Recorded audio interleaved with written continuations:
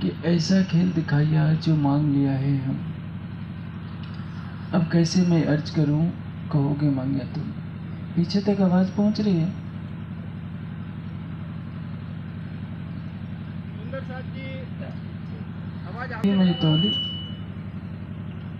जैसे सत्य सत्य हो धनी मेरी इति है तफावत। ये करुण पुकार, यह पुकार है श्री महामती जी के द्वारा कहलाई गई है हर ब्रह्मात्मा की। हमारी मेरी मैं तोड़ी। महामती जी की आत्मा कह रही है कि मेरे राज्य, मैंने जब आप की करनी को देखा और अपनी करनी को देखा तो दोनों में इतना अंतर लगा कि जैसे सत्य और झूठ में। ऐसा क्यों कहा गया है? ये मायावी जगत मोह अहंकार से बना है। मोह किसको कहते हैं? मोह का दूसरा नाम है माया। जगत मोहात्मकम प्राहु अव्यक्तात् व्यक्त संज्ञकम।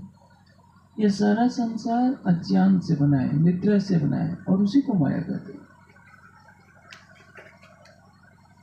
सारा संसार जो कुछ दिखाई दे रहा है एक प्रपंच है। प्रपंच किसको कहते हैं? जो हो नहीं लेकिन लगे।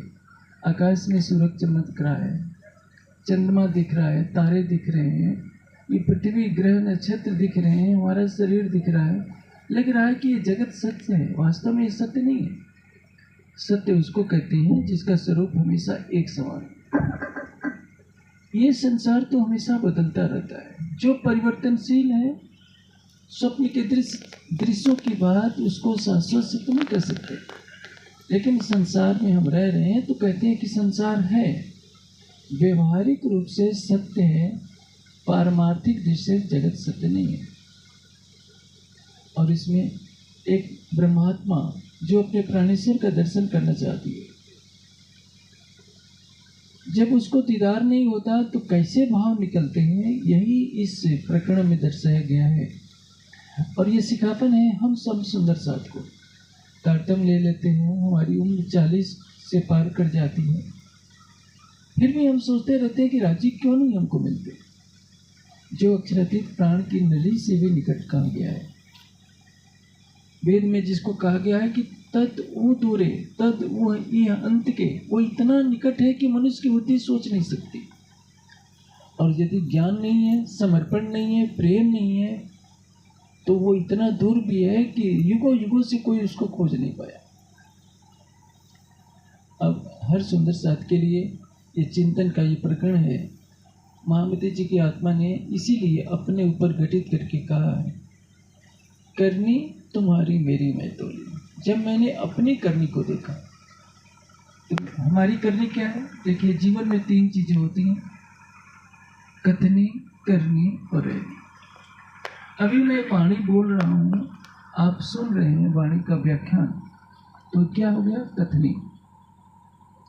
आप वाणी के ज्ञान को ग्रहण कर लेते हैं, दूसरों को सुनाते हैं, तो कथनी। करनी किसको कहते हैं? जब वाणी के ज्ञान को लेकर हम कुछ आचरण करते हैं, ध्यान करें, सेवा करें, या जो कुछ भी आत्म जागृति के संसाधन होते हैं उसको करते हैं, तो करने का लाभ। रहने किसको कहते हैं? हमारी वास्तविक स्थिति क्या है? परम धाम में जैसे हमारी रहनी का अर्थ है व्यवहार। जैसे एक व्यक्ति सत्यवादी है और एक व्यक्ति सत्य के मार्ग पर चलने का प्रयास कर रहा है। हरिश्चंद्र तो सिद्ध हैं, जन्म से सिद्ध है कि वो सत्यवादी है, उनकी रहनी ही सत्यवादिता की है। हम और आप सत्य बोलकर सत्यवादी बनने का प्रयास करते हैं, तो ये हो गया करनी, क्योंकि अभी हम उस शिखर पर नहीं पहुंचे। अक्षरातीत के ज्ञान को ग्रहण करना कथनी है, ज्ञान के अनुसार आचरण करना करनी है, और आचरण के परम लक्ष्य को पाना, अक्षरातीत के स्वरूप में ओतप्रोत हो जाना, ये रहनी होती है। महामती जी की आत्मा कहती है, करनी तुम्हारी मेरी मैं तोली। जैसे सत्य सत्य सत्य क्या है? जो हमेशा एक समान रहता है। असत्य क्या है? जो दिखता है वास्तव में होता नहीं। परमात्मा सत्य, चित्त और आनंदमय है। और ये जगत क्या है? असत्य, जड़ और दुखमय। असत्य, जड़ और दुखमय संसार में जीव जब अपनी आंखें खोलता है तो उसको लगता है कि इस संसार से परे कुछ तो है ही नहीं।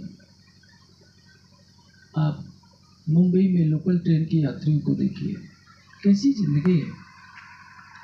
सवेरे सवेरे लटकते हुए जाते हैं, दिन भर काम करते हैं, शाम को ट्रेन पर लटकते हुए आते हैं। किसके लिए? पेट भरने के लिए। उनके पास समय नहीं है यह सोचने के लिए कि परमात्मा कौन है, परमात्मा कैसा है, उसको हम पाएं कैसे। मनुष्य की अधिकतर उम्र का भाग किसमें चला जाता है? पर उधर पोषण में चला जाता है, बचपन खेलने में चला जाता है। युवावस्था में इंद्रियों के विषय भोग परेशान करते हैं और जीव लग जाता है कि मैं इन विषयों को, सुखों को कैसे प्राप्त करूं।